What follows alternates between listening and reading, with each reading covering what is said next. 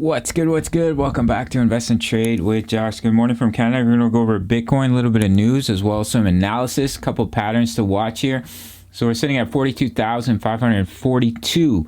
We're sitting at a market cap of 802 billion, 24-hour volume, 24.19 billion. Ladies and gentlemen, if you're new to Crypto.com, sign up to the world's fastest growing crypto app, and you can grab one of the incredible Visa cards for cashback in crypto, free Spotify, Netflix, Prime, travel incentives, depending on the level of card that you have, $25 just for signing up through Marfro. So let's get into this news, guys. So Bitcoin on-chain data hints at institutions developing capital, which means they're buying, guys, at expense of holders.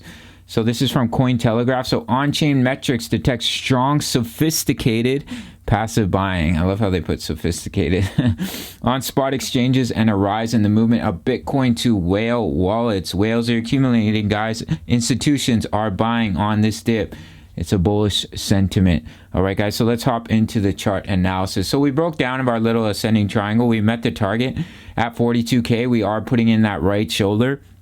We do have a good opportunity to bounce from this level, as there is support here. We wick down to 42K. There is some support here, as well as previous level of resistance.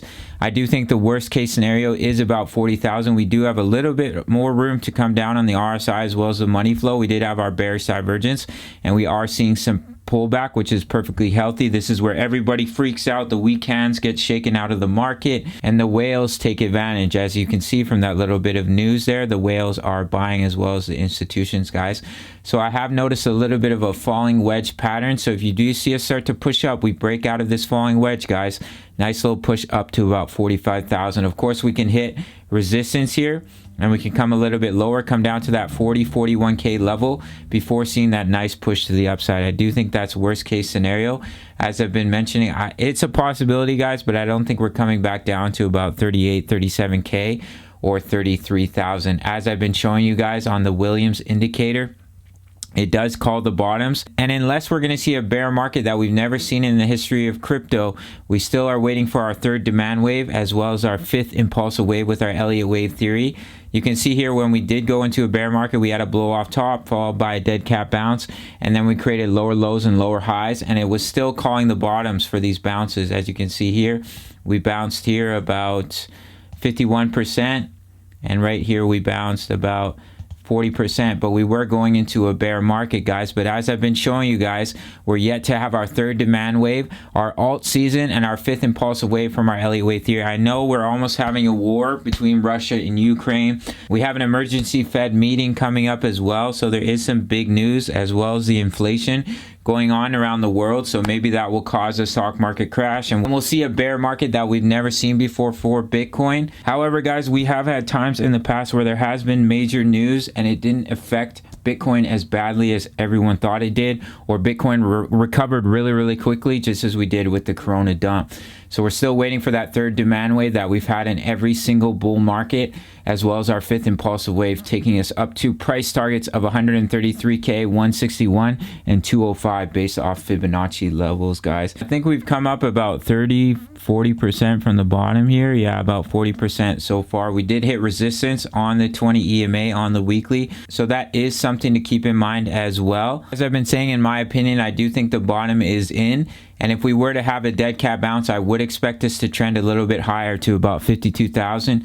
Just as we did here, we came down. Everyone thought we were going to have a dead cat bounce, but then we continued to the upside. So if we were to have a dead cat bounce, I would expect us to push a little bit higher, get above the 20 EMA on the weekly, and then roll over and start to lose the EMAs and come down. But in my opinion, I don't think that's likely. I still think we have one more impulsive wave to the upside before going into a bear market. But of course, anything can happen, guys. But look at the money flow, as I've been mentioning, absolutely in the floor on the weekly. All right, guys, so that's basically it. Just a little update. Watch this falling wedge pattern. If you see it start to break out here, could take us back up to about 45,000. Of course, it's the weekend, guys, so possibly what we're going to see here is just a little bit of sideways consolidation before breaking out back to the upside, in my opinion. If we do break down, guys, your next strong level of support is about 39,000, but I really don't think that's the likely scenario. If we look on the daily chart, we have the 20 EMA. We're just seeing a little bit of back test, guys. The 20 EMA is coming in at about 41,000, so do watch that level of support. Just like when we broke out over the summer, guys, we got back above the EMA. We fell back for a back test of support, bullish cross breakout. So we broken above the 20, we broke above the 55. We lost the 55, but we're coming back down to the 20. Find support, breakout, have the bullish cross of the EMAs, and see our next impulsive wave to the upside, in my opinion. All right, guys, put in a beautiful inverse head and shoulders. Your technical target is 57.4K. But in the short term, guys, do watch this falling wedge pattern, bullish reversal pattern. Watch 41K where the 20 EMA is coming in on the daily, and we could definitely see a little bit of consolidation and a push back up from the $42,000 level. And in my opinion, I still think the worst case scenario is about 40K for BTC. So that's basically it for this one. Just a quick little update, guys. If we look at our Bitcoin long positions, we're still seeing a beautiful increase in the Bitcoin longs. And as you saw with that news article, the institution and the whales are buying at these levels. We are seeing a little bit of increase with the short positions as well. That is something to keep an eye on. As I've been mentioning, if we do drop, I think the worst case scenario is about 40,000. Oh, sorry, guys. But I do think we have a good opportunity to bounce from this level. As with many of the altcoins, they've come back down for a retest of the EMAs. About to have the bullish cross. You can see right here with Crow. What other coins was I looking at? Gala has come back down for a retest of the EMAs, which is what you want to see, as well as Sandbox has come back down for a retest of the EMAs, about to have the bullish cross. So as long as we hold these levels, guys, we're looking good for continuation, in my opinion. That's it for this one. Shout out to the Discord. Over 1,000 members talking all things crypto, as well as daily buy and take profit zones. If you're looking to dollar cost average into your altcoin positions, we have the DCA charts for the live trades on the channel, as well as the DCA trade strategy fully explained. And over 1,500 members talking all things crypto, posting chart patterns. See how many members we have now. Go to the welcome page here, scroll all the way to the bottom. Wow, 1,800 members. That's super exciting, guys. Almost 2,000 members in the Discord. Price of a coffee, $350 USD.